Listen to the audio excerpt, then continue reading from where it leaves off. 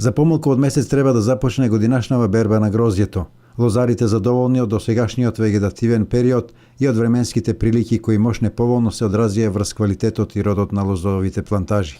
Времето беше ладничко и развивањето беше покасно и така да после фала многу топло и нема доволно прикот и така да оваа година е малку послаб станува.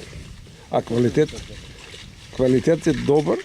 Иако во однос на лани, кај одредени површини се очекува намалување на родот, сепак се очекува да се наберат просечни околу 1000 килограми од декар. Не, лани скоро даде дупло, сега може едно 1000 кило под декар. Квалитетот е добар, има шикерни единици, има сега е супер. Да потрае времето и да, мислам, него да им пад дошти, да се оправи да биде малку по-топличко, за да може да озрее. Добар род годинава има и ке трапезните сорти. Сега добра. Добра сорта. Да, тоа е Мишел и Кардинал. Роди ли добро година?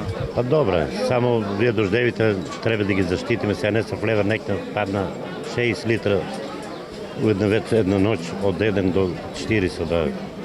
И мора се заштитат, сега може да и фате молец и ботрица.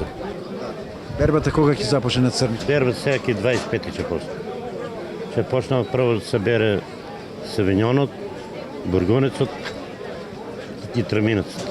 Во Штипско со берба на винските сорти грозје во зависност од созревањето на грозјето се очекува да се започне во почетокот на септември.